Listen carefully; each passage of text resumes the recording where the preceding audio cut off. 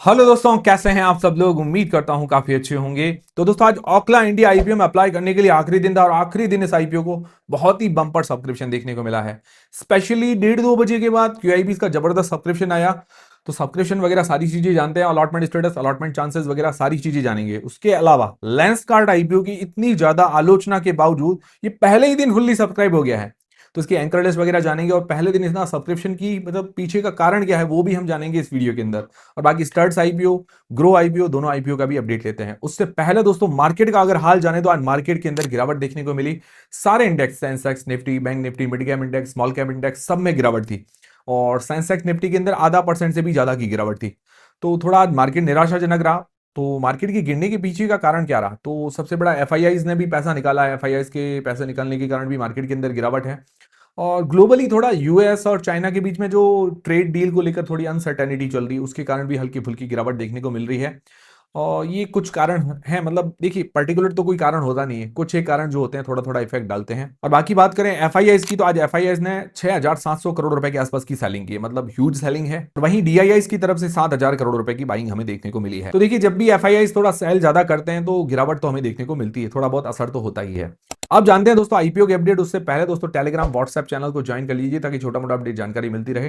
Telegram, WhatsApp channel, Facebook, Instagram, सबकी link description के अंदर ज्वाइन करके रख लीजिए। अब सबसे पहले ओखला इंडिया आईपीओ, टोटल जो इसको सब्सक्रिप्शन मिला है 3 दिन के अंदर 48.72 गुना, 48 टाइम्स के आसपास सब्सक्राइब हुआ है। 56,900 करोड़ रुपए, 56,000 करोड़ रुपीज लगे हैं, मतलब जबरदस्त पैसा लगा है। और आखिर दिन मतलब जो क्यूआईबीज की तरफ से सब्सक्रिप्शन आया है उस कारण ही इतना ज्यादा सब्सक्रिप्शन हमें देखने को मिल रहा है। क्यूआईबीज ने 56,000 करोड़ में से 39,000 करोड़ तो सिर्फ क्यूआईबीज ने लगाया, मतलब बढ़िया पैसा लगा है। क्यूआईबी जब ज्यादा पैसा लगाता है अच्छी बात है, स्टेबिलिटी रहती है। बाकी ये कंपनी भी बैलेंस नजर आ रही है, इतना कोई ज्यादा रिस्की कंपनी नजर नहीं आ रही है। पर्सनली मैंने 4 लॉट रिटेल कैटेगरी के अंदर अप्लाई किया। आपने कितने कितने लॉट कौन कौन सी कैटेगरी में किया, कमेंट करके जरूर बता दीजिएगा।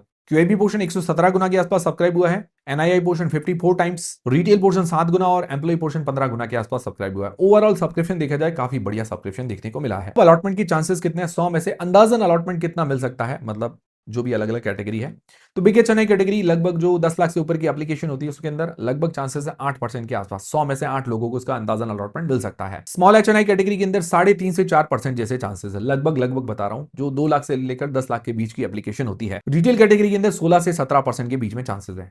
मतलब रिटेल कैटेगरी आपको पता ही है 2 लाख से नीचे की एप्लीकेशन। अब आप देख लीजिए आपने कौन कौन सी कैटेगरी में अप्लाई किया है, आपके कितने कितने चांसेस हैं। मैंने तो रिटेल कैटेगरी के अंदर ही अप्लाई किया है। जीएमपी लगभग इसकी 12% के आसपास है, 90 रुपए पर शेयर के आसपास मान के चल सकते हैं। वैसे जीएमपी एक अंदाजा होता है, इसके पूरे भरोसे हमको नहीं रहना चाहिए। इसका अलॉटमेंट स्टेटस की फिनटेक की वेबसाइट पर 3 नवंबर को हमें देखने को मिल जाएगा, मंडे को। फिर दोस्तों studs IPO, studs accessories IPO 2 दिन थे, मतलब दूसरा दिन था आज इस आईपीओ में अप्लाई करने के लिए। जीएमपी लगभग 10% के आसपास चल रही है, 60 रुपए मतलब 60 रुपए पर शेयर के आसपास मान के चल सकते हैं। तो 2 दिन के अंदर अगर इसको सब्सक्रिप्शन देखिए तो 5 गुना के आसपास मिला है, मतलब बढ़िया सब्सक्रिप्शन है, खराब नहीं है। और 3 नवंबर को इसके अंदर आखिरी दिन है अप्लाई करने के लिए। तो फाइनल अपडेट का वीडियो भी आपको कल या परसों तक मिल जाएगा, ज्यादा टेंशन करने की जरूरत नहीं है। क्योंकि अभी इस वीडियो के अंदर भी मैं फाइनल अपडेट डाल देता, बट क्या है कि फिर वीडियो ज्यादा लंबा हो जाता, और भी चीजें डिस्कस करनी थी, वो भी ज्यादा इंपॉर्टेंट है। बाकी क्यूआईबी पोर्शन को छोड़ दे तो बाकी सारे पोर्शन बढ़िया सब्सक्राइब हो चुके हैं। तो इससे उम्मीद है, क्योंकि कंपनी काफी बैलेंस्ड है। अभी जो 3-4 आईपीओ है उनमें से सबसे बढ़िया कंपनी ये नजर आ रही है, मतलब बैलेंस्ड कंपनी कह सकते हैं।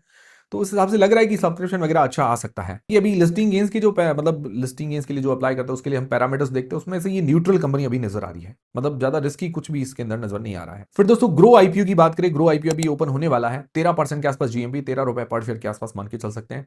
डिमांड काफी अच्छी बता रही है, मतलब देखा जाए तो ये तो कम डिमांड है, बट आज की तारीख में अगर देखिए तो 10 से 20% के बीच में जो भी डिमांड है अच्छी ही है। क्योंकि अभी डिमांड आ ही नहीं रही है किसी की आईपीओ की, उस हिसाब से ठीक लग रहा है। बाकी ग्रो आईपीओ अच्छा नजर आ रहा है, देखते हैं इसके रिव्यू वाले वीडियो के अंदर अच्छा है बुरा है सारी चीजें क्लियर हो जाएगी। रिव्यू का वीडियो भी जल्दी आपको मिल जाएगा। तो ये हो गया आईपीओ के, दूसरे आईपीओ के अपडेट। अब बारी आती है लेंसकार्ट आईपीओ की। लेंसकार्ट देखिए बहुत ज्यादा आलोचना हुई, बहुत ज्यादा बुराई हो रही है। हालांकि वैल्यूएशन महंगी है, कंपनी खराब ही इतनी अच्छी नहीं है। देखिए अब ये एलजी के बराबर जो वैल्यूएशन मांग रही है, मुझे तो नहीं लगता कि एलजी के बराबर वैल्यूएशन मांगने की हकदार भी है। एलजी इतनी पुरानी एस्टेब्लिश कंपनी, वो 70-75 हजार करोड़ की वैल्यूएशंस पर आए थे। उनका मार्केट कैप मतलब जिस टाइम आईपीओ लेके आए तब उतना था।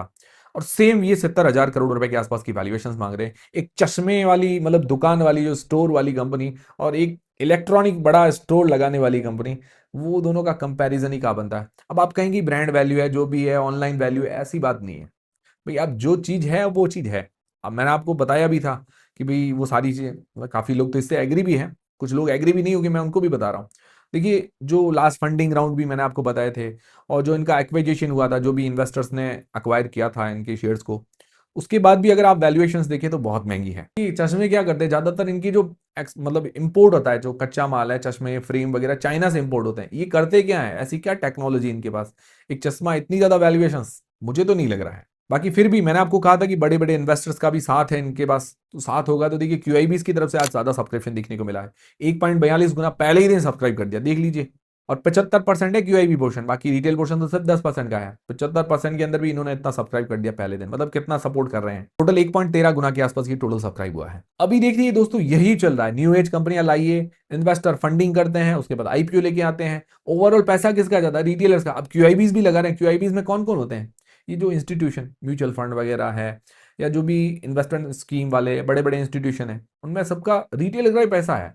तो ओवरऑल तो रिटेलर का पैसा ही जा रहा है। बाकी रिटेल पोर्शन 1.31 गुना के आसपास सब्सक्राइब हो गया, एम्प्लॉय पोर्शन 1.10 गुना के आसपास सब्सक्राइब हो गया। रिटेल पोर्शन तो छोटा ही है, तो इसके कारण जीएमपी भी बढ़ गई है। वो तो मैंने आपको कहा था कि जी कि बड़े इन्वेस्टर्स होंगे, एंकर लिस्ट भी अच्छी आएगी, तो सपोर्ट के कारण क्या है कि थोड़ा ये बढ़ जाएगा, मतलब जीएमपी वगैरह भी अच्छी हो जाएगी, लिस्टिंग भी हो सकती है अच्छी हो जाए। तो ओवरऑल पहले दिन तो ये फुल्ली सब्सक्राइब हो गया है। पर ओवरऑल ये देखा जाए तो ये चीज गलत है भाई। ऐसी कंपनी को मुझे नहीं लगता कि इतनी वैल्यूएशंस भी देनी चाहिए, थोड़ा चेक करना चाहिए इनको कि भाई इतनी ज्यादा वैल्यूएशंस कैसे डिमांड कर रहे हो, ये चीजें चेक होनी चाहिए। बाकी इसकी जीएमपी भी इसको देखते हुए बढ़ गई है, जो सब्सक्रिप्शन मिला है, तो 20% के आसपास जीएमपी, 80 रुपए पर शेयर के आसपास मान के चल सकते हैं। डिमांड अभी अच्छी बता रही है। फिर बात करें एंकर लिस्ट की, एंकर लिस्ट भी आ गई। एंकर लिस्ट बहुत अच्छी आई है, क्योंकि देखिए बड़ा इश्यू साइज है, बड़े इन्वेस्टर्स के हाथ है, तो एंकर लिस्ट अच्छी आनी है। तो टोटल 3268 करोड़ रुपए एंकर इन्वेस्टर्स के द्वारा जुटाए गए, मतलब ह्यूज पैसा जुटाया गया एंकर इन्वेस्टर के द्वारा। उसके अंदर डीआईआई से म्यूचुअल फंड की अगर बात करें, उसके अंदर बड़ा नाम SBI mutual fund, HDFC mutual fund, ICICI, White Oak Capital, Kotak Kotak Mahindra, Axis, Aditya Birla, उसके अलावा DSP, Mirae Asset, 361, Franklin India, HSBC,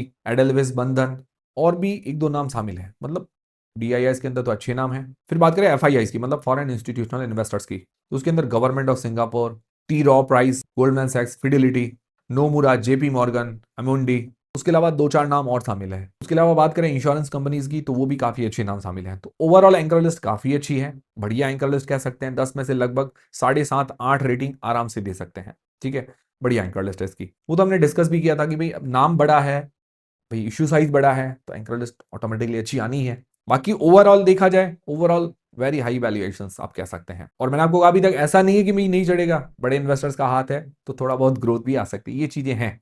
तो ये थे दोस्तों सारे आज के अपडेट्स, और मेरी तरफ से कोई भी आईपीओ में अप्लाई करने नहीं करने का डिसीजन नहीं है। जो भी डिसीजन बनाए आप अपनी रिस्क और अपना एनालिसिस लगा के बनाए। तो उम्मीद करता हूं हमारा वीडियो, हमारी जानकारी आपको काफी पसंद आएगी, हेल्पफुल रहेगी। हेल्पफुल रही तो वीडियो को लाइक जरूर करें, चैनल को सब्सक्राइब कर लें। मिलते हैं दोस्तों अगले वीडियो के अंदर।